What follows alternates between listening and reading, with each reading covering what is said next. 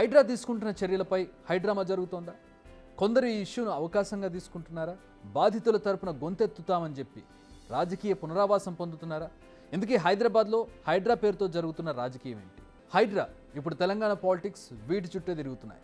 ఏ రోజు ఏ క్షణం ఎక్కడ అక్రమ కట్టడం కూలుతుందో అనే భయం అక్రమార్కుల్లో కనిపిస్తోంది. ఇప్పటికే అనేక కట్టడాలు కూలాయి, మరికొన్ని కూలడానికి రెడీగా ఉన్నాయి. లేటెస్ట్గా హైడ్రాపై ఫుల్ ఫైర్లో ఉన్నారు. వారందరికీ తెలంగాణ భవన్ కేర్ ఆఫ్ అయింది. బాధితులంతా అక్కడికి చేరుకున్నారు. తమ ఆవేదనను వెళ్ళగక్కారు, కష్టాలను చెప్పుకున్నారు.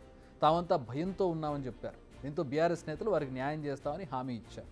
వారి తరపున పోరాడతామని భరోసా కూడా కల్పించారు.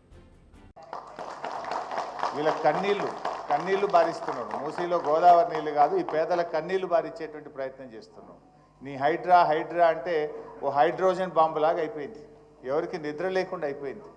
ఏ రాత్రి ఏమవుతుందో అని చెప్పి ఆ సోషల్ మీడియాలో కొన్ని ఇల్లు కూలగొడుతున్న దృశ్యాలు చూస్తే అసలు మా ఇల్లు ఏమవుతుంది అనేటువంటి ఒక ఆందోళనలో ఉన్నారు. అంత బాగానే ఉంది. మనం ఇంతకు ముందు చెప్పుకున్నాం, నిరాశ్రయులకు నిస్సహాయులకు అండగా ఉండడంలో తప్పు లేదు, ఉండాలి కూడా. తప్పు జరిగితే ప్రశ్నించాలి, నిలదీయాలి, అవసరమైతే గల్లా పట్టుకుని ఎదిరించాలి. కానీ హైడ్రా విషయంలో ఏం జరుగుతోంది? తప్పు జరుగుతోందా? ఎఫ్టీఎల్ బఫర్ జోన్లలో ఉన్న వాటినే కూలుస్తున్నారు. ప్రిన్సిపల్ సెక్రటరీ దానకిషోర్, అలాగే హైడ్రా చీఫ్ అయినటువంటి రంగనాథ్ ఇద్దరు కూడా మాట్లాడారు. పర్మిషన్స్ క్యాన్సిల్ అయిన తర్వాతే బిల్డింగ్స్ను కూలుస్తున్నాం, ఎఫ్టీఎల్ బఫర్ జోన్ పరిధిలో ఉన్న వాటిని మాత్రమే కూలుస్తున్నామని ఒక క్లారిటీ ఇచ్చారు. అనేక అంశాలకు సంబంధించి వాళ్ళు విస్తృతంగా మాట్లాడారు. ఒకవేళ అన్ని పర్మిషన్స్ ఉంటే కనుక వాటిని మళ్ళీ రీవోక్ చేసి, అంటే క్యాన్సిల్ చేయించే కూల్చుతున్నాము. యాక్టివ్గా పర్మిషన్స్ ఉంటే, అంటే మీ దగ్గర అన్ని పర్మిషన్స్ యాక్టివ్గా ఉంటే వాటిని క్యాన్సిల్ చేయకపోతే కూల్చడం లేదు. ఎఫ్టీఎల్ బఫర్ జోన్లో ఉంటే మాత్రమే వాటికి వర్తిస్తుంది. అలాగే ముందుగా వాళ్ళకి సమయం ఇచ్చి ఖాళీ చేయడానికి సమయం ఇచ్చిన తర్వాతే వాటిని కూలుస్తామని కూడా చెప్తూ ఉన్నారు. అలాగే పెద్దల విషయంలో మీరు కూల్చడం లేదు అనే దానికి కూడా అన్నిటికీ కొంచెం సమయం పడుతుంది. అన్నీ చూసి మేము వాటిని కూల్చుతాము. మేము సైలెంట్గా ఉన్నామని చెప్పి మేము ఏం పని చేయట్లేదు అనుకోకూడదు, అభాండాలు వేయకండి. అలాగే హైడ్రా అనేది ఏదో మీ మీద దాడి చేయడానికి వచ్చిన సంస్థ కాదు. హైడ్రా అనేది భవిష్యత్తు తరాల కోసం ఏర్పాటు చేయబడినటువంటి సంస్థ. ఇది ప్రజలకు మంచి చేసేది. ఒక 10 మంది బాధపడ్డా కూడా 1000 మంది బాగుండాలనే ఉద్దేశంతో ఏర్పాటు చేసినటువంటి వ్యవస్థ హైడ్రా అనేది. ఇప్పుడు ఇక్కడ కూల్చేది రేపు వచ్చే నెక్స్ట్ తరాల పిల్లలకు కావచ్చు, వాళ్ళ పిల్లలకు కావచ్చు మంచి జరగాలని, నగరాలు మునిగిపోకుండా ఉండడానికి చేసేటటువంటి ప్రయత్నం ఇది అని చెప్పి హైడ్రా చీఫ్ ఒక క్లారిటీ ఇచ్చే ప్రయత్నం చేశారు. ఇప్పటి వరకు కూలిన కట్టడాలన్నీ కూడా మెయిన్ ఎఫ్టీఎల్లో ఉన్నవే. హైడ్రా ఎక్కడా తన పరిధిని దాటలేదు. కానీ బీఆర్ఎస్ నేతలు ఈ విషయాన్ని దాచి పేదల ఇళ్లను మాత్రమే కూలుస్తున్నారంటూ బాధితులను రెచ్చగొడుతున్నట్టుగా కనిపిస్తోంది. ఎందుకింత పెద్ద ఆరోపణ చేయాల్సి వస్తుందంటే మీరు వినండి. ఇల్లు పక్క వాళ్ళని తీసేస్తుంటే మాకు భయమై ఇక్కడ వచ్చి చెప్పుకోవడానికి వచ్చినామండి. మా దాంట్లో ఎవరు రాలేరు, ఇంకా ఎవరు చెప్పలేదు, మార్క్ వేయలేదు. మేము పైసా కూడా పెట్టి మా పిల్లలు 3 పెద్దగా అయినాక ఇల్లు 10 సంవత్సరాలు రెంట్కుండి ఇప్పుడు ఇల్లు తీసుకొని 10 సంవత్సరాలు అవుతుందండి. మేము హైదర్షాకోట్ నుంచి వచ్చామండి. మూసీ బాధితుల్లో మేము ఒకరము. అంటే మాకు ఒక క్లారిటీ లేదండి, ఎఫ్టీఎల్లో ఉన్నామా బఫర్ జోన్లో ఉన్నామని మాకు తెలీదు. కానీ మా సరౌండింగ్స్ ఆల్రెడీ మార్క్ చేస్తున్నారు, నోటీసులు ఇస్తున్నారని తెలిసి మేము భయపడి గత కొన్ని రోజులుగా భయపడుతూనే ఉన్నామండి. అసలు తిండి తినట్లేదు, నిద్రపోవట్లేదు, ఎక్కడ ఎవరు వస్తారో అని భయపడుతున్నాము. నోటీసులు ఇస్తే 48 hours కూడా ఆగట్లేదండి కూల్ చేయడానికి. సో మా భయంతోనే ఇక్కడ ఒక భరోసా దొరుకుతుందని ఆ హోప్తోనే వచ్చామండి ఇక్కడికి. మార్క్ అయితే చెయ్యలేదు, అటు సైడ్ అంతా బఫర్ జోన్ అని చెప్పేశారు.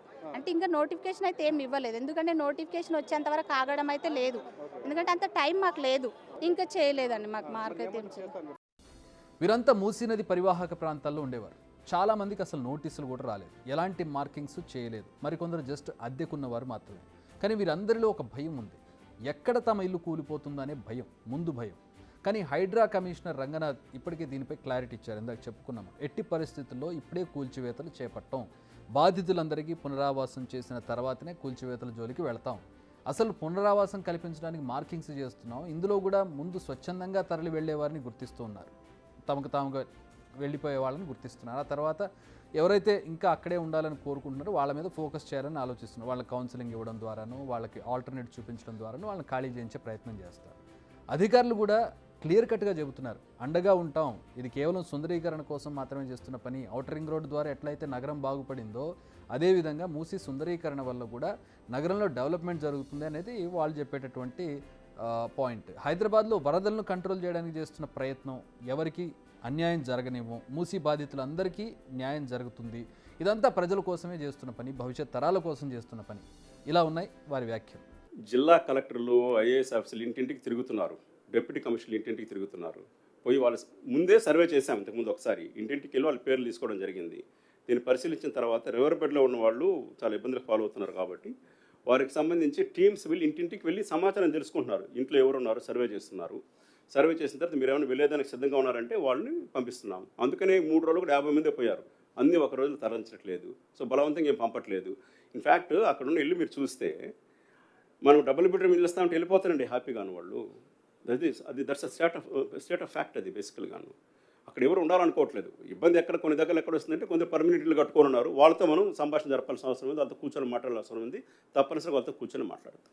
బట్ ప్రధాన ప్రతిపక్షం మాత్రం దీన్ని ఒక పొలిటికల్ ఎజెండాగా చూస్తున్నట్టుగా కాంగ్రెస్ ఆరోపిస్తోంది. ఈ అంశాన్ని ఓ అస్త్రంగా మలుచుకుని అధికార పక్షంపై ప్రయోగిస్తోందని, విమర్శల వర్షం కురిపిస్తోందని, ప్రతి పనిని ప్రశ్నిస్తోందని కాంగ్రెస్ అంటోంది. కానీ ప్రభుత్వం చేస్తున్న కృషిని మాత్రం గుర్తించడం లేదు. అసలు ఎందుకు దీన్ని ఏర్పాటు చేశారు, ఏ ఉద్దేశంతో ఏర్పాటు చేశారనే పాయింట్ను మిస్ చేస్తున్నారనేది కాంగ్రెస్ నేతల ఆరోపణ. ఇప్పటికైనా తీరు మార్చుకుంటే మంచిదనే అభిప్రాయం వాళ్ళు వినిపిస్తున్నారు. ఎందుకంటే ఏ పని కూడా ఓవర్ నైట్లో కాదు, కాస్త కష్ట నష్టాలు ఉంటాయి, నొప్పి ఉంటుంది. 10 ఏళ్లు పాలించిన బీఆర్ఎస్కు ఇవి తెలియని కాదు. వాళ్ళకి తెలిసిన విషయాలు వాళ్ళు చెప్పరు, వాటిని దాస్తారు. చెబితే రాజకీయ నేతలు ఎందుకు అవుతారు? బిగ్ టీవీ అవుట్లుక్ కథనాలు నచ్చితే వెంటనే బిగ్ టీవీ ఛానల్ ను సబ్స్క్రైబ్ చేయండి.